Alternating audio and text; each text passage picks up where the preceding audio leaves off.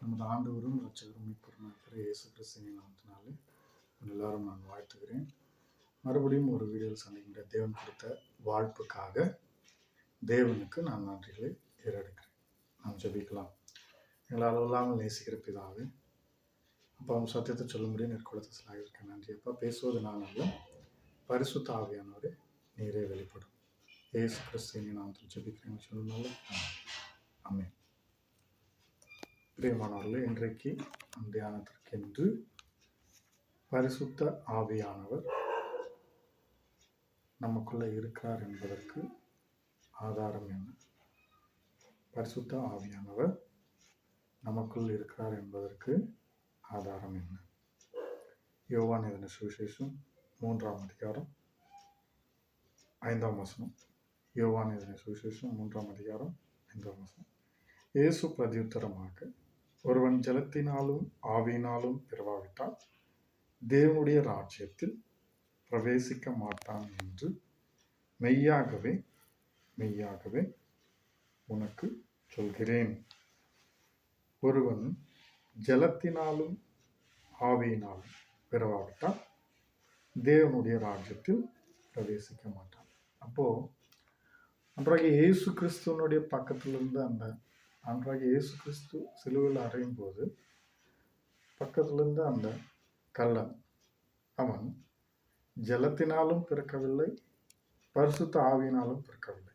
ஆனால் அவனை குறித்து அன்றாக இயேசு கிறிஸ்து சொன்னார், நீ இன்றைக்கு என்னோடு கூட பரதேசில் இருப்பாய். இது எப்படி சாத்தியம்?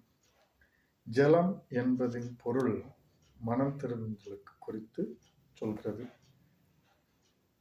ஒருவன் மனம் திருந்தாவிட்டால் தேவனுடைய ராஜ்யத்திற்குள் பிரவேசிக்க மாட்டான்.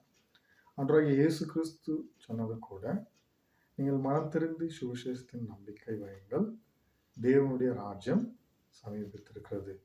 யோவான் ஸ்நானகன் அவர் சொல்லும்போது கூட, நீங்கள் மனம் திருந்துங்கள் என்றுதான் சொல்கிறார்.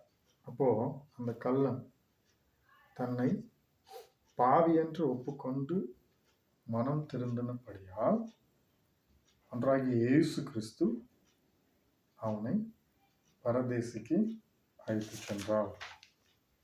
1 பேதுரு 1ஆம் அதிகாரம் 23ஆம் வசனம். 1 பேதுரு 1ஆம் அதிகாரம் 23ஆம் வசனம். அப்போ ஒரு மனுஷனுக்குள்ள மனம் திருந்துதல் எப்படி உருவாகும்? நீ பாருங்க, அழிவுள்ள வித்தினாலே அல்ல, என்றென்றைக்கும் நிற்கிறதும் ஜீவனுள்ளதுமான தேவ வசனமாகிய அழிவில்லாத வித்தினாலே மறுபடியும் ஜெனிப்பிக்கப்பட்டீர்கள். அழிவுள்ள வித்தினாலே அல்ல, என்றென்றைக்கும் நிற்கிறதும் ஜீவனுள்ளதுமான தேவ வசனம். அப்போ அன்றாகிய இயேசு கிறிஸ்துவனுடைய வார்த்தைகள், இந்த வேதத்தில் இருக்கிற வசனங்கள், வார்த்தைகள் தான் ஒரு மனுஷனை பாவத்திலிருந்து விடுதலை செய்கிறதுக்கும் அவன் மனம் திருந்துவதற்கும் இது பாத்திரமாக இருக்கிறது. அப்போ ஒரு மனுஷன் மனம் திருந்த வேண்டும் என்றால் தேவனுடைய வார்த்தை என்பது அவனுக்குள்ள விதைக்கப்பட வேண்டும். அன்றாக இயேசு கிறிஸ்து சொன்ன இந்த வார்த்தைகள் அவன் கடன் பிடிக்கும் போது மனம் திருந்தல் உண்டாகும். மனம் திருந்தல் உண்டாகும் போது பரிசுத்த ஆவியானவர் அவனுக்குள்ள வருவார். இதுதான், ஒருவன் ஜலத்தினாலும் ஆவியினாலும் பிறவாவிட்டால் தேவனுடைய ராஜ்யத்திற்குள் பிரவேசிக்க முடியாது. அப்படி என்றால் ஒருவன் தேவ வசனத்தை ஏற்றுக்கொண்டு மனம் திரும்பி அவன் பாவங்களை அறிக்கையிட்டு அதை விட்டு மனம் திருந்தும் போது பரிசுத்த ஆவியானவர் அவனுக்குள்ள வருகிறார். அப்போ ஒரு மனுஷனுக்குள்ள பரிசுத்த ஆவியானவர் இருக்கிறார் என்பதற்கு ஆதாரம் என்ன? அவன் பாவத்தை விட்டிருக்க வேண்டும், மனம் திருந்திருக்க வேண்டும். இப்படி இருந்தால் மட்டும்தான் பரிசுத்த ஆவியானவர் அவனுக்குள்ள இருக்கிறார் என்பதற்கு ஆதாரம். பரிசுத்த ஆவியானவர் குறித்து தொடர்ந்து நாம் இன்னும் போகிற வீடியோக்களில் நாம் அதை குறித்து இன்னும் ஆழமாக தியானிப்போம். கர்த்தர் உங்களோடு கூட இருப்பாராக. ஆமென்.